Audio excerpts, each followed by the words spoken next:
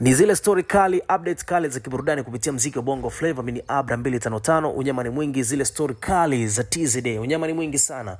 Bana, kuna kitu kimoja ambacho nilikuwa nataka nikufahamishe kwamba unafuatilia Bongo 5 TV. Kama unavyojua, kwenye mitandao ya kijamii wiki mbili au wiki moja zilizopita tuliona posti mbalimbali zikiwa zinaonyesha kwamba msanii Ibra kutokea lebo ya Konde Gang anatakiwa kulipa shilingi bilioni 1 ili aweze kuwa huru, aweze kujitegemea, kuachana na lebo hiyo.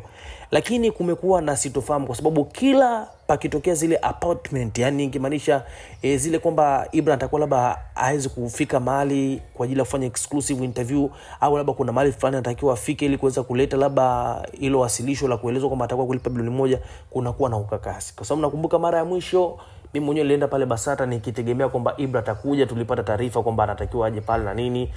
Na ni taarifa zilikuwa ni taarifa za chini chini kwamba atafika pale kwa ajili ya mambo mbili tatu, lakini kwa bahati mbaya hakufika. Sasa siku ya jana majira saa 3 niliweza kufika pale maeneo ya IPP, ofisi za East Africa Radio pamoja na TV, kwa sababu niliona posti zikieleza kwamba Ibra ataenda kwa ajili ya kuhojiwa kwenye kipindi cha FNL ambacho kinaruka kila Ijumaa. Kwa siku ya jana niliweza kufika pale, lakini kwa bahati mbaya Ibra hakuweza kutokea.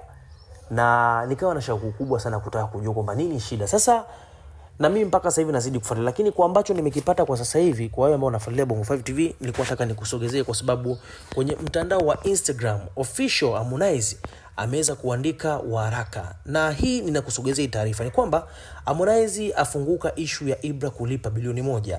Star muziki Harmonize amefunguka issue ya msanii wake Ibra kulipa bilioni 1 ili aondoke ndani ya lebo ya Konde Gang. Amedai kuwa anamwachia Ibra aongee, lakini mwisho wa yote anapaswa atambue kuwa hii ni biashara iliyowekezwa na ilifanyika makubaliano na wala sio vita, hasa ikizingatiwa hajafukuzwa kwenye lebo ya Konde Gang.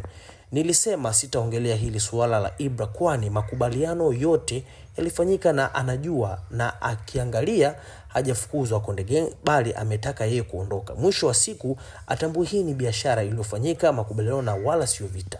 Ila ikifika muda wa mimi kutakiwa kuzungumza, nitazungumza tu, lakini kwa sasa sina zaidi ya hayo na najua nini nakifanya.